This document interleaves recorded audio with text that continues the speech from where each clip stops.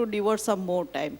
And especially when you are at a position of head or holding very high position, it is your moral responsibility to have educate your subordinates, your staff, and everything, and keep some resources dedicated for research in form of appointing staff, infrastructure, follow-up of the patient, form the guideline.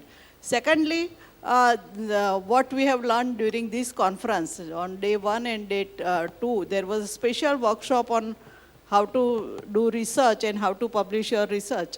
And this should be repeated in each and every conference, and your staff and your subordinates should be trained, given refresher course every year. So there, your mind also should have some focus on this and motivate your staff also towards this. Documentation, data collection, evaluation is very important aspect. And now follow-up of the patient is also become easier with the help of emails and mobiles and all.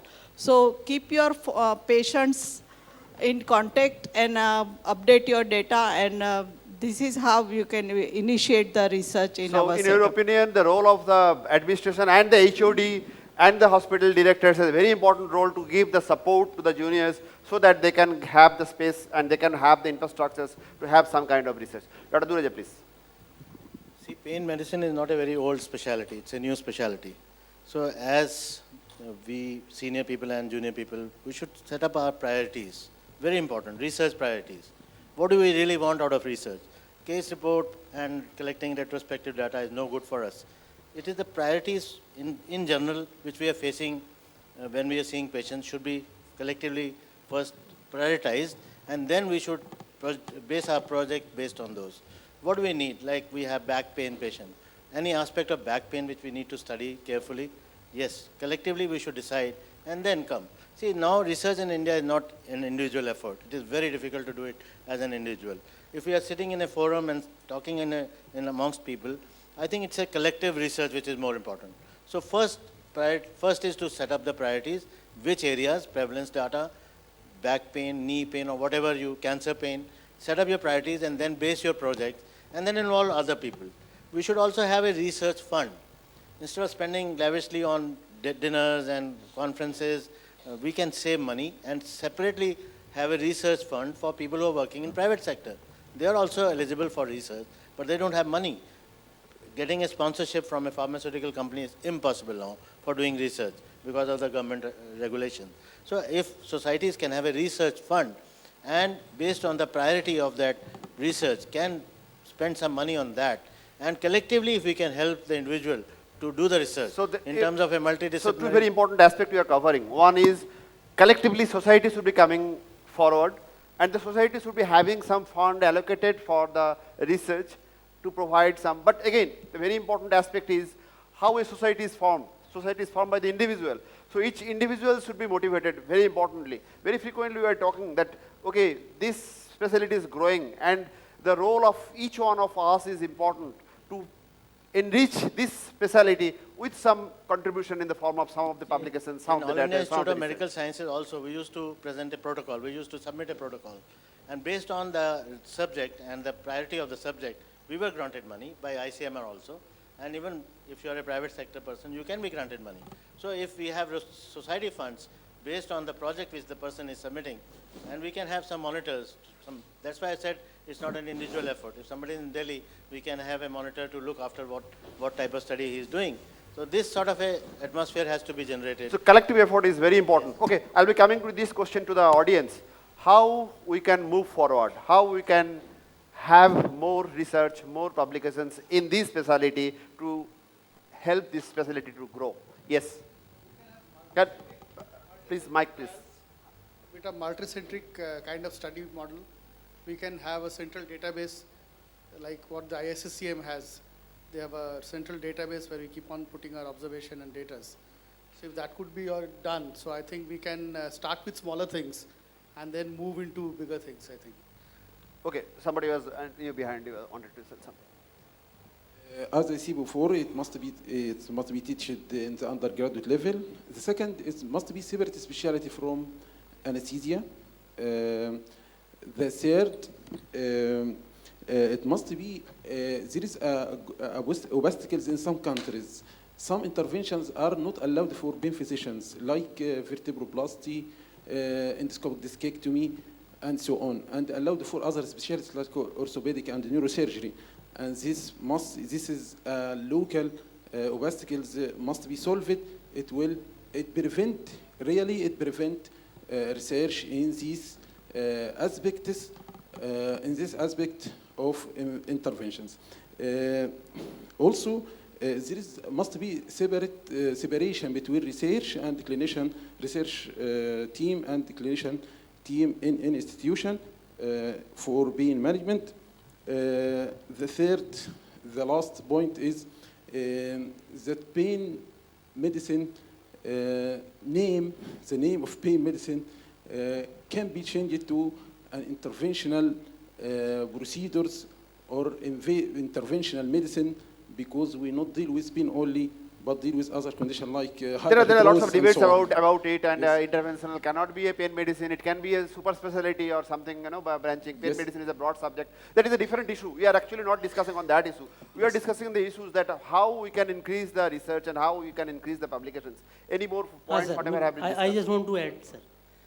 Just Dr. Dureja have mentioned, the persons, the seniors, those are knowing the methodology, those are knowing all statistical tools and their applications, and the different aspects of the research, they should lead.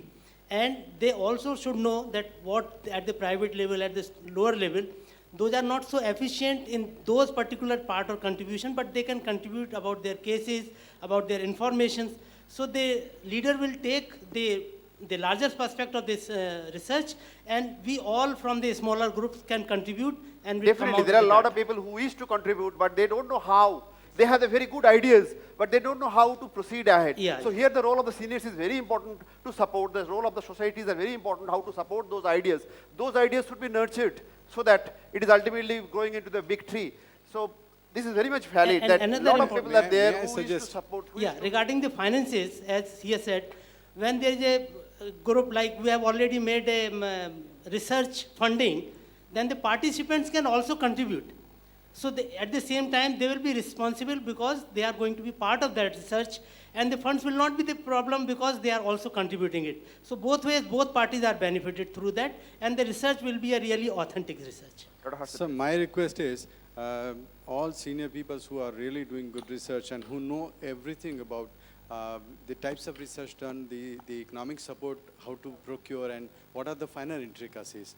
We discuss, we do it in, teach in conference, and the moment we go home, we learn and we forget. Instead of it, if all of you can create a kind of a guideline of PPT I'll be going to and Kritika put it first. on the net.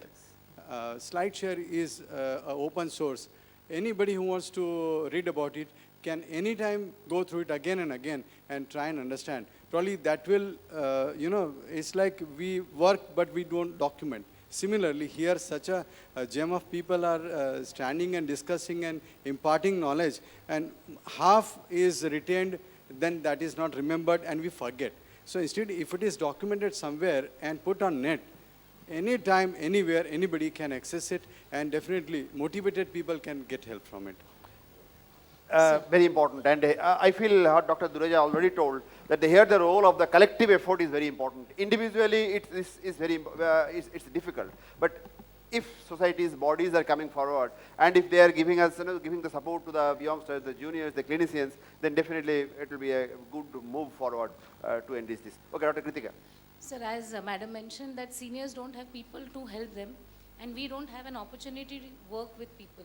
So like how ISSP gives fellowships for pain, there should be fellowships by different bodies for research.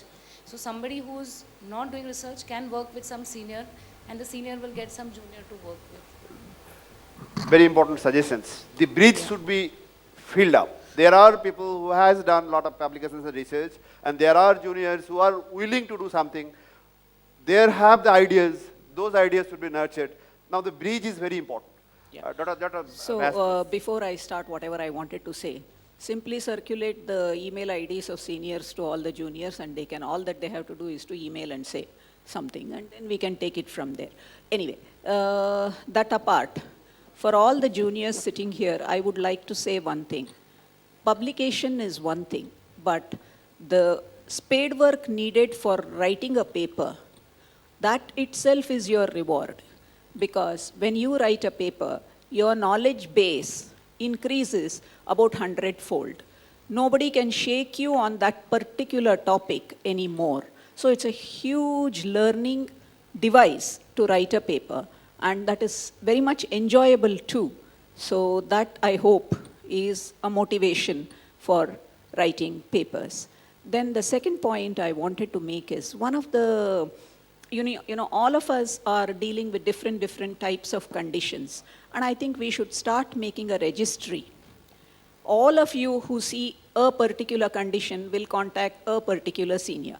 Like I'm offering today, all of you who see a CRPS patient, simply send the information to me so that, over the 1 year, I can say that so many CRPS patients were reported in so and so, such and such a place or all over India. So it forms a baseline to know what condition prevails how much, at least. So like that, other conditions also can be registered. Registries can be made. Okay, before going to the other issues, I am taking note of this point of the Loksu has very good suggestions from her, that anybody willing to have some ideas, something to publish, can contact Loksu has. And I feel all others on the stage, on the auditorium as well, please have their email IDs. If you are having any ideas, please mail them directly. We should not wait till societies are doing something. Let the effort be started. Let you go forward with some individual efforts. If any one of you have some ideas, if any one of you wish to write something, at least mail the seniors and they are ready to help you. Let me start at this point. Anything you wish to add, please? I wanted to add one thing, that as a suggestion from her, if we can have a dedicated like a website, pain research in India, where we can have, all seniors contributing towards suggesting juniors, as well as we have registry for all the diseases. So anybody who has seen at the end of the day just puts in, I've seen 10 patients of CRPS, 5 of back pain, and collectively we can then collect data. So a registry in the website or a mobile app where he can just take his mobile and put a data after the end of the day. That plus various other suggestions from senior people can be brought out on that. So my suggestion would be to have a dedicated website on pain research in India, where younger people are motivated, senior people contribute, and we can collect our data of prevalence of chronic pain, various conditions. Okay, this is a very good suggestions by Dr. Dureja. It can be a part of our society ISSPs, but still the next general body meeting, next executive body meeting, I'll be asking Dr. Dureja to take the lead.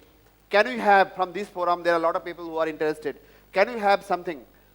Can we take this lead? Can you have this research forum India? Yes. Can you take some of these juniors, youngsters, and can we move forward? I will definitely. So I'll be asking the audience, I'll be asking the seniors, the juniors, please contact her, please contact him, please email him. Let us have this website. Let us start the work, not waiting that the society is doing or not. So please, all of you, please contact him to start the work. Okay, Dr. Joshi wanted to say something? Okay, any other? Yes, Dr. Thapa, please. It's good to see that a mentorship program sort of thing is building up in this panel discussion, and that's great to welcome. 2 points I'd like to highlight here. First is that the motivation actually dies in the time of the residency itself, and this is a lesson to be learned for all the people who are in institutional practice. Why? Because research is given in the basis of thesis by the seniors to the juniors, rather than juniors coming up with an idea as to what to do. And there are many instances where the juniors do not have an interest to conduct a research on the topic, and that actually kills the interest in the first thing itself. So for the institutional practice-based people, like me included, we should actually try to introduce topics to the juniors and then let them decide as to their interest. Or we should invite their own suggestion as to what they're interested to work in, rather than pushing our thoughts on them. That's number one. And second one, as an editors of journal, we should also try to include the junior people for reviewing. Reviewing is basically a very good method of publishing papers because you can understand what others do mistake and you will try to avoid the same from your side. So I also have Yes, the second point is very important. You know, as the editor of Indian Journal of Pain, I have seen this, and what Dr. Bhas was also told, that if you are writing some articles, you are expert on that subject. And when you are reviewing, again, you are on the expert on that subject because you are reading that and you are reading the many other things. And this work should be started from the juniors. So let us sum up what we have discussed. We have discussed that there are a lot of areas why the publications are less. I'm not going to summarize those details. But here, the most important part is there are stalwarts here. There are juniors and others who are willing to publish. Let us bridge the gap. All of the seniors here, sitting there, are interested. Collect their email, send them email, whatever the ideas you have. And I welcome the ideas of having this website. I am requesting Dr. Dureja to take the lead and Dr. Bhas as well to have the registries. But as a whole, if it is a collective for all the conditions, that will be a greater idea. Please mail your ideas. Let us start from here. Let us do something. Let us help this facility to grow and stand on its own feet. Thank you very much for this wonderful discussion.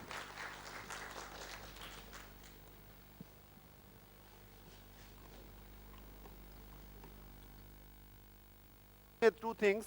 One is the video workshop, video session, what was there in the hall B post-launch, that has been transferred to the immediately after the pain awareness program. So the pain awareness program is there in the hall D, and that will be followed by the video sessions. So video sessions has been moved ahead immediately following the pain awareness session. Of East in Philippines. He did his physical medicine and residency training at Baylor College of Houston. He is currently an associate professor at MD Anderson. He is also the president-elect of Cancer Pain Research Consortium 2015. Dr. Brian Brewer.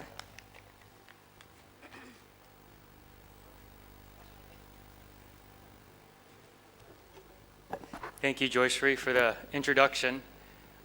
Sort of an empty room, but I'm very excited to be on this stage because it's like Bollywood. So thank you for the invitation to give this talk. I'm going to talk about treatment of pathologic fractures and specifically spinal tumors that may result in pathologic fractures. And I'm going to talk here as a pain physician, but I'm going to preface this talk that treatment of spinal tumors is collaborative. It has to be done together with maybe a neurosurgeon, radiation oncologist, and discussed with a medical oncologist. And I'll talk to you about that in more detail during this talk.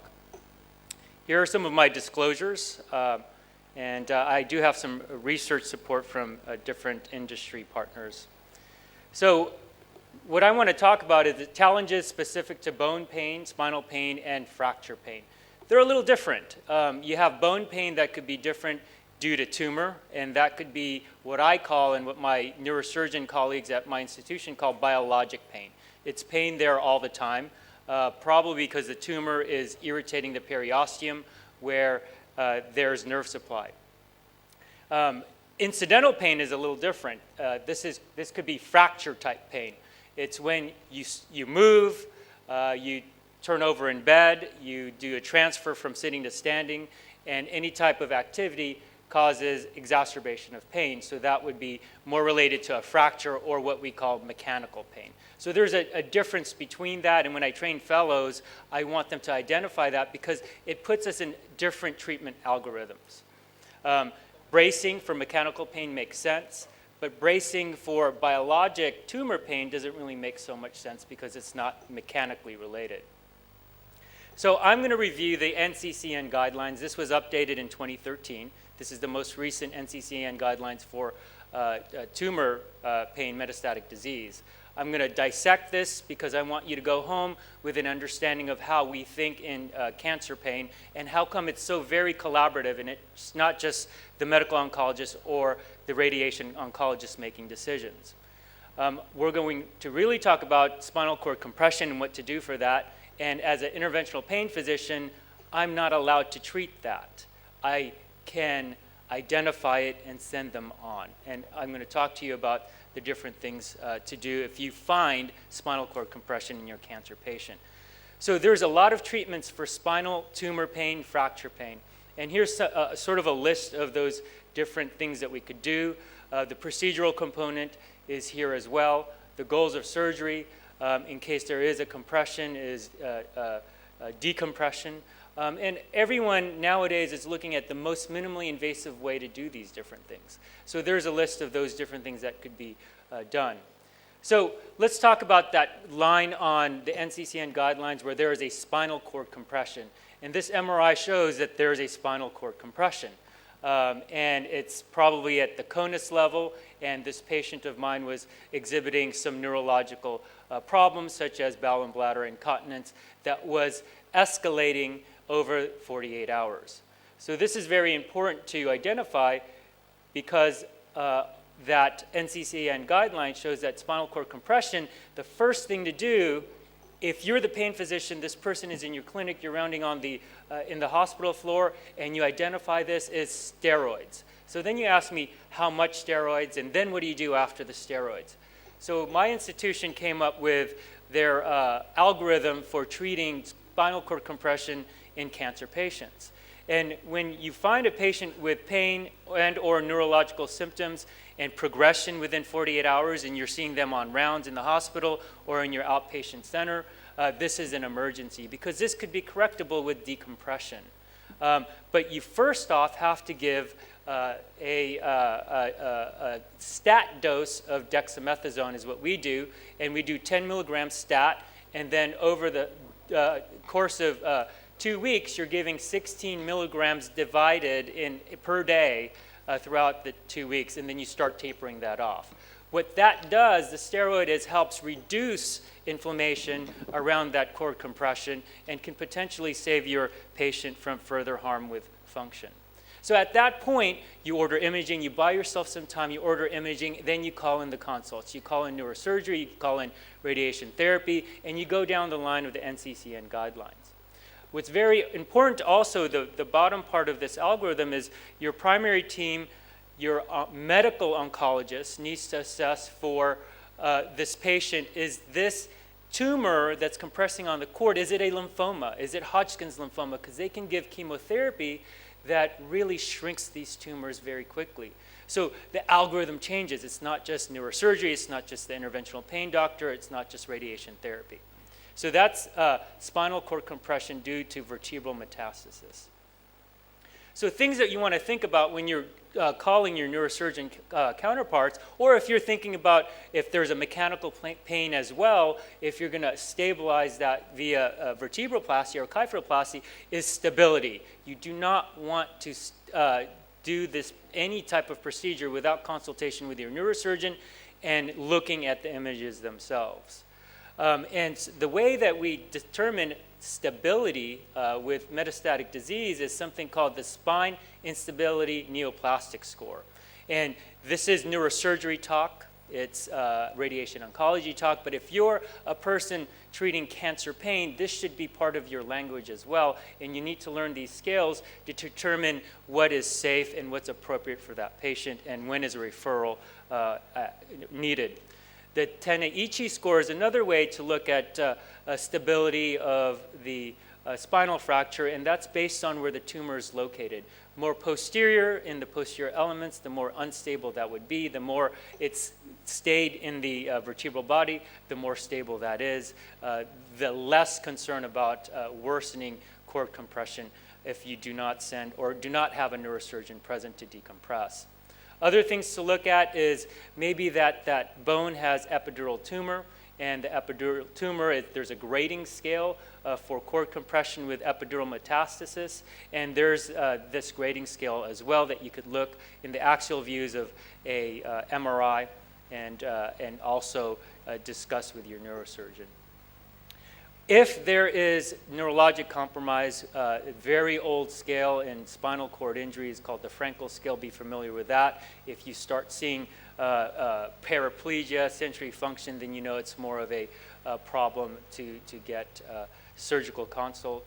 And all these scales are very important because one of these scales called the Takahashi scale tells you about the next steps. So if a person scores on this scale greater than 9, excision of that tumor is probably warranted.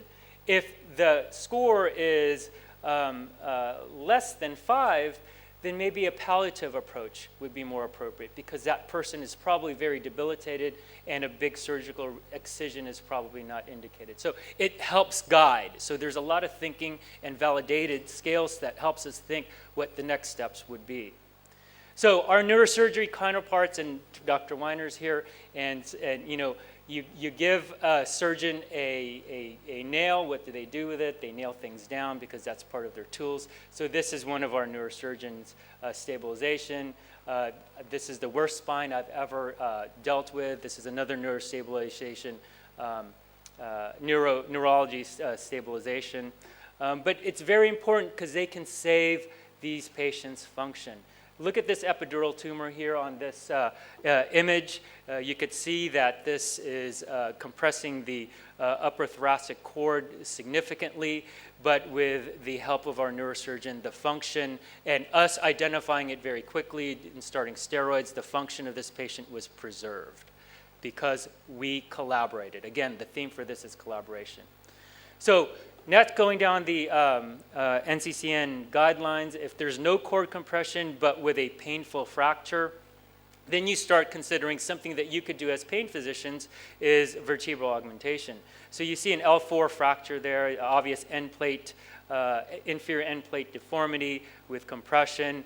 You look at the axial image and you see tumor invading the right side of that vertebral body.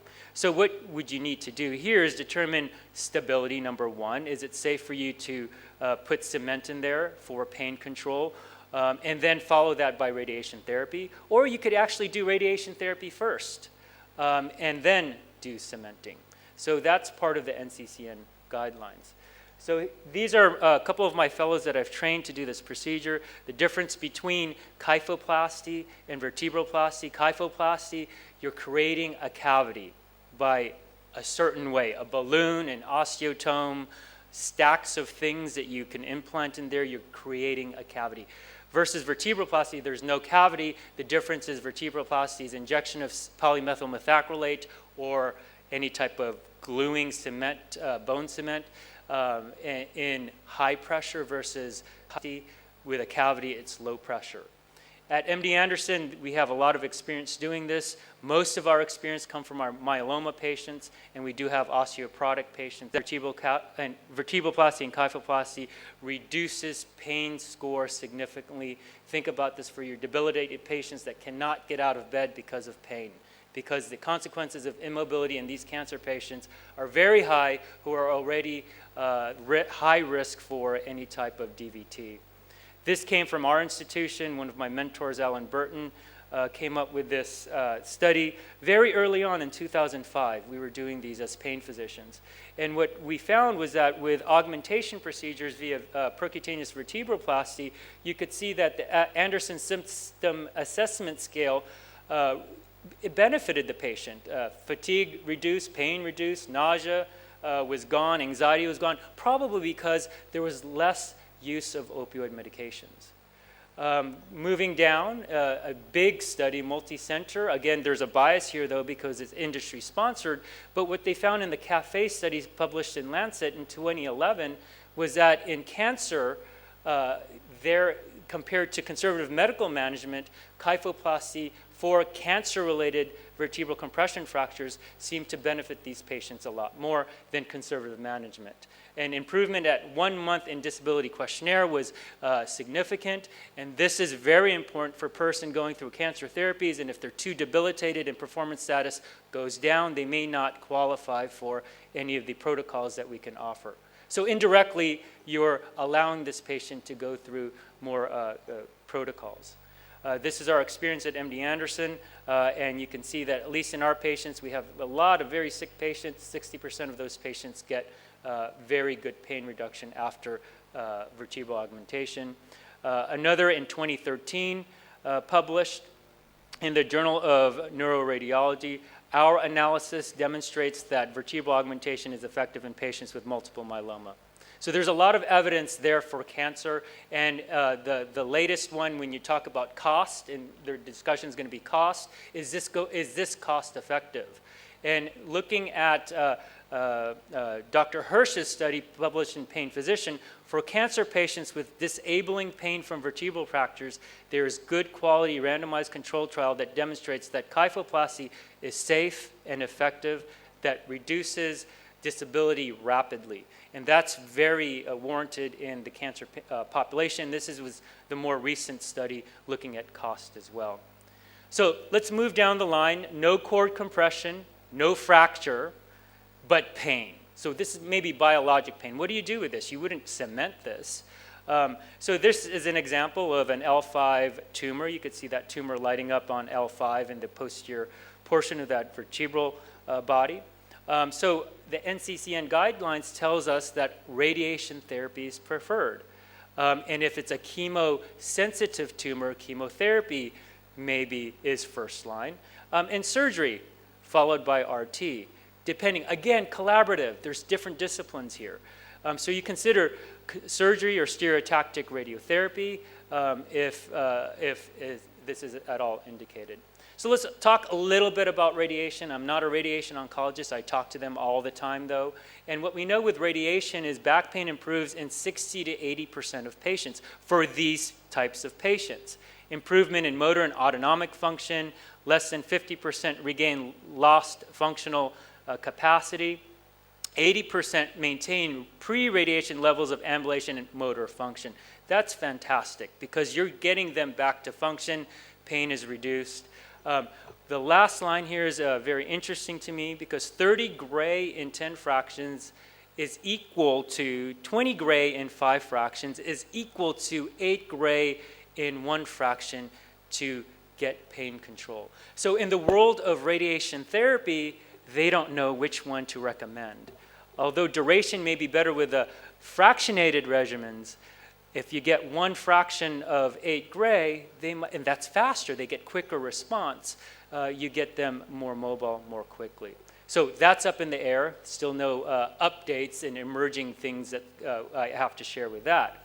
However, if you were in my cancer pain talk intrathecally, I talked to you about how oncologists and us as pain doctors are trying to get more targeted with our therapies. Targeted, because if we're more targeted, then what happens is that you have less toxicity. For example, in radiation, if they were targeting better their radiation, they'll have less toxicity. So our radiation colleagues have different ways to target their therapy so that they have less toxicity. And one way is stereotactic body radiotherapy. We're doing it a lot with our colleagues at MD Anderson. And what they're finding out, though, when they're doing this more targeted, what they're finding out that later on, there might be compression fractures that occur. This came from my institution. A few colleagues of mine published this in Journal of Clinical Oncology. And what they found was when they stratified based on grays of radiation, they found that statistically significant, the more radiation that a person gets, the higher risk of fracture happens down the line a few months later. So this is a problem. So radiation therapy works, we know that's standard of care, but let's now think about what's outside of the, and what's emerging, what's outside of the NCCN guidelines because it's brand new. And there's something called metastatic treatment with navigational bipolar radiofrequency ablation.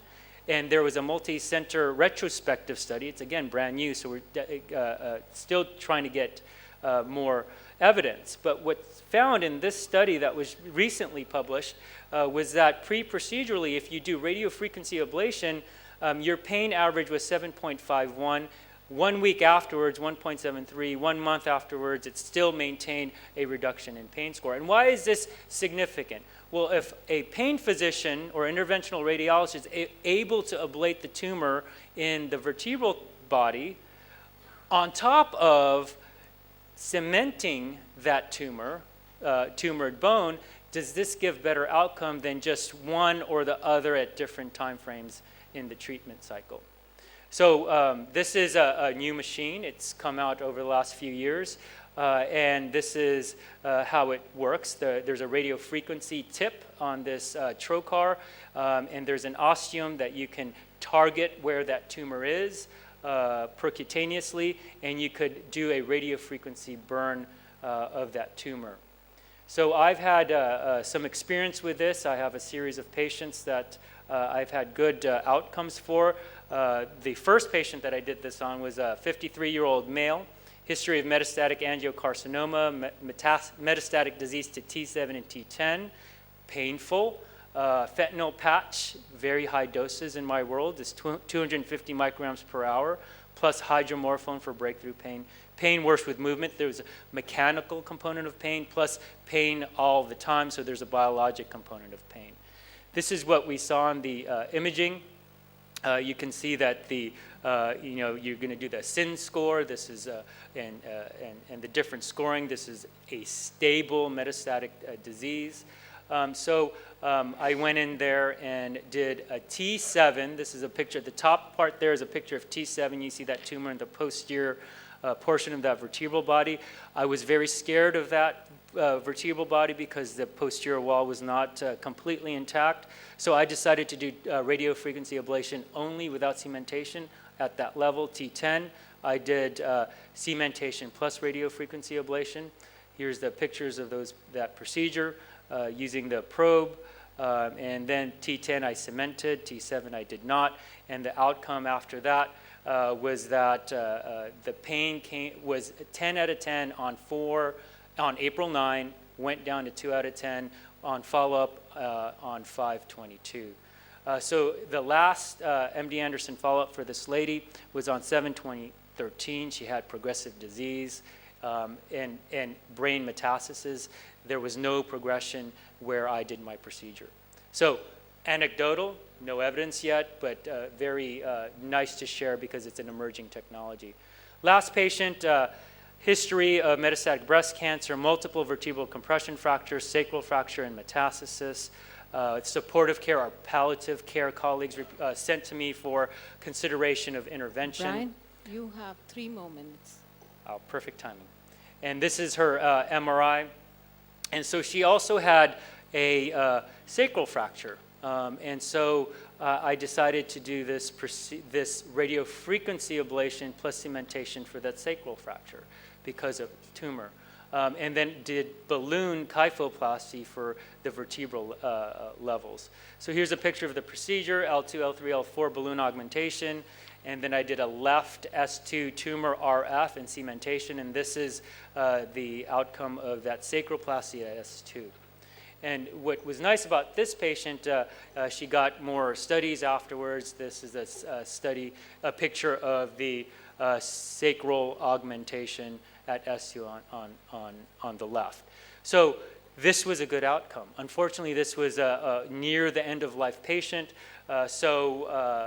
She, right after the procedure, immediately after the procedure, her pain in her back went down from an 8 out of 10 to 0 out of 10. Unfortunately, a few weeks later, she did pass, but I'm very happy that she had pain control. So that was my last slide, but I do want to show that Dr. Weiner is here, the father of occipital stimulation. He's going to talk about some of that later on. But I wanted to point out that Dr. Weiner is a neurosurgeon. I am an interventional pain physician. I treat cancer pain. It takes collaboration between different specialties to get the best outcome. This is in your city, which I really enjoyed, and we were experiencing our first tea here at Calcutta. And this is a very nice picture that I took yesterday of your city, and I just want to thank you all for the hospitality.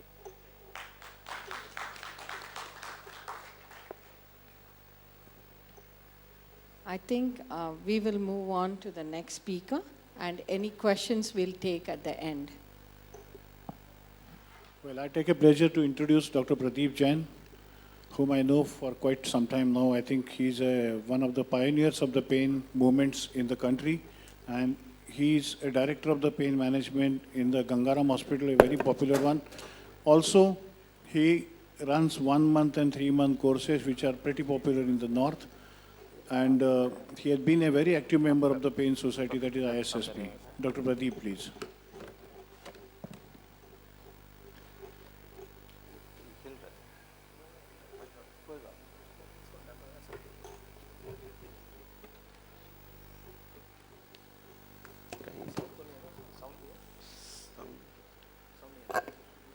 Sound नहीं लगा दिया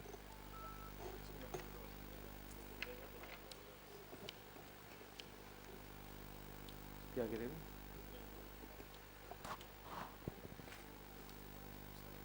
Yeah. Good morning, everybody.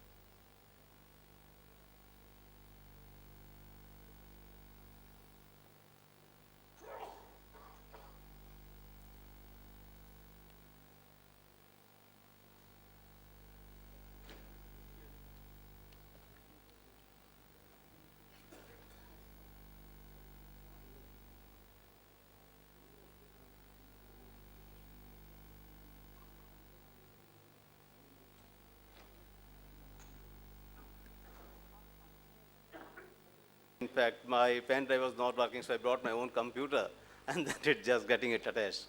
Thank you, Dr. Gedu, for a nice introduction, and thank you, the organizer, for giving me a chance to speak here. Basically, I'll just give the introduction.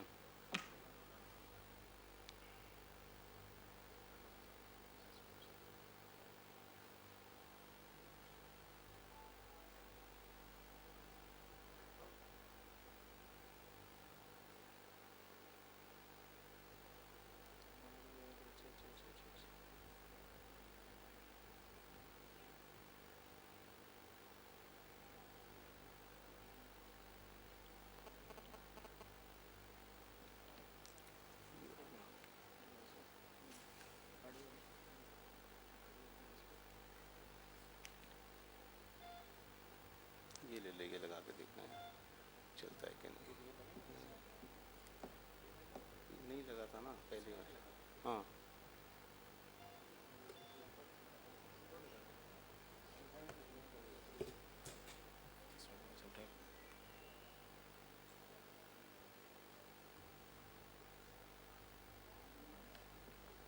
मतलब इसको ना sorry enable करना होता है actually we need to enable this tool hardware कहाँ गया इसका